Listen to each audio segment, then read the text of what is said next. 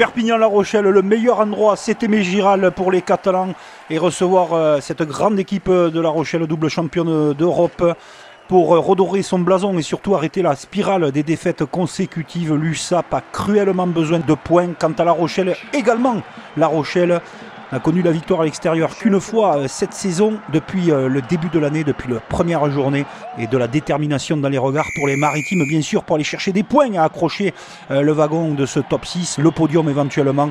C'est dire l'enjeu immense dans ce match avec l'USAP dos au mur. La Rochelle, dans les premiers instants, subit la furia catalane. Il y a ce plaquage d'Ignacio Ruiz qui va être regardé à la vidéo à plusieurs reprises pour voir s'il y a une dangerosité possible et un geste non maîtrisé. En tout cas, derrière cet arbitrage vidéo, c'est Antoine Astoy qui ouvre le score face aux Catalans. 3-0 pour les Maritimes. Ça commence plutôt bien avec Antoine Astoy et les jaunes et noirs de La Rochelle. Mais l'USAP va déclencher une action d'école magnifique avec ce retour intérieur où on retrouve la troisième ligne. Tous les joueurs vont toucher le ballon. On a une mise en action, préparation magnifique. École de rugby, les extérieurs, l'intervalle trouvé, la troisième ligne et Veredamou lâché. Avec sa grande vitesse et sa puissance inarrêtable, Tavité Veredamou. Extraordinaire mouvement limpide de l'USAP face à La Rochelle, débordé sur cette action. Mais on peut compter sur Botia dans le combat.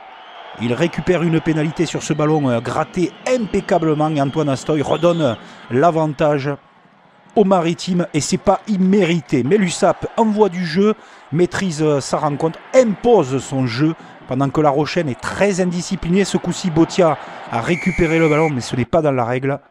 Tommaso Alan à l'occasion de rajouter 3 points de plus, 8-6 à ce moment de la partie et ce quart d'heure et cette furia qui continue.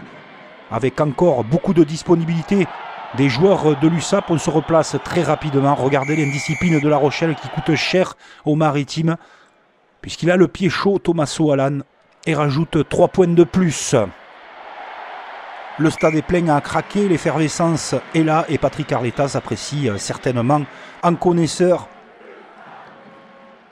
le boulot des Sankeor.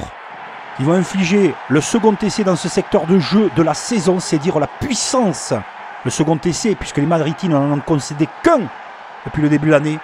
Le second essai d'Ignacio Ruiz, c'est l'œuvre collective de la puissance catalane et de cette férocité et de cette énergie qui déploie. Second essai encaissé sur ce secteur de jeu depuis le début de la saison pour La Rochelle, qui renvoie tout le monde au vestiaire sur le score de 18-6. Perpignan a la même mise sur cette rencontre.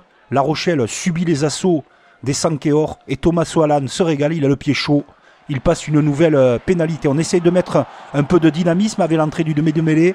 Le jeune joueur de La Rochelle qui fait un bon boulot, une belle rentrée sur les extérieurs pour servir Botia tout en puissance.